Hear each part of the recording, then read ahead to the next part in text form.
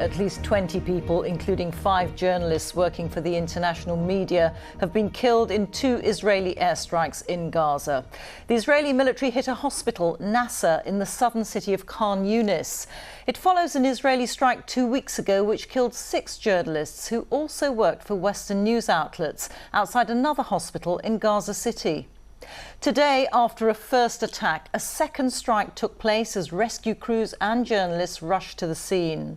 Tonight, the Prime Minister Benjamin Netanyahu said Israel regretted what he described as a tragic mishap after the UN Secretary-General condemned the killings. Israel doesn't allow international journalists from media organisations, including the BBC, independent access to Gaza. So this report by Lucy Williamson is from Jerusalem and contains distressing scenes. Through the chaos and confusion at Nasser Hospital today, one pattern of this war was made clear. As patients and families rushed out after the Israeli strike, rescue workers and journalists rushed in.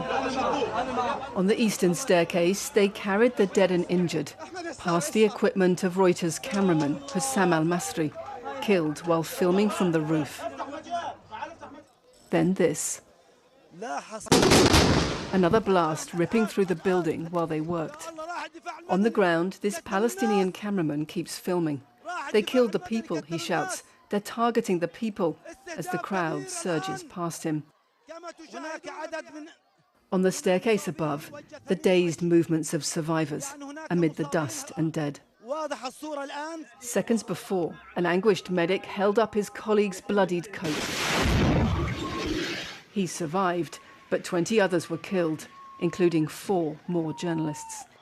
What we saw there is scenes that I will never forget. We've seen a lot here in the year and a half that I've been here and the almost 2 years of this catastrophe. And it just gets worse and worse. Without anything, without any prior warning, the area was targeted not just once, but twice.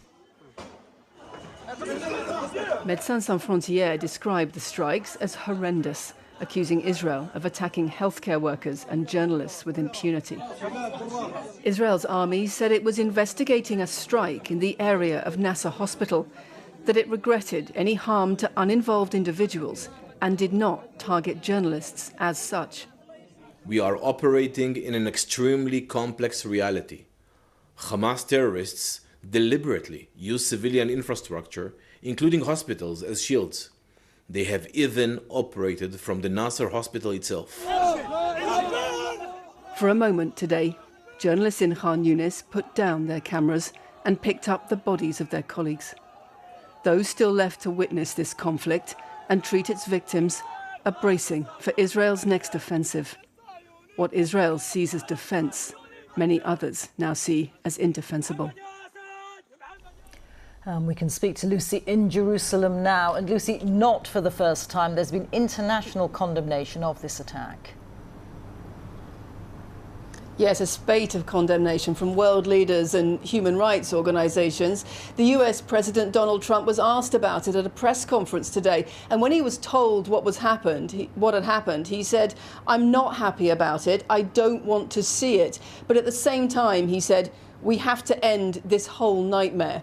The UK Foreign Secretary David Lammy said he was horrified by the attack. Civilians, health workers and journalists must be protected, he said.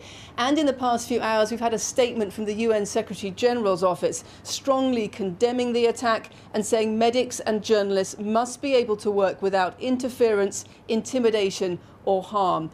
We've heard these kinds of responses again and again in this war. Israel insists it goes out of its way to protect civilians. But again tonight, it's under pressure to justify why it's attacking people and places that are protected under international law.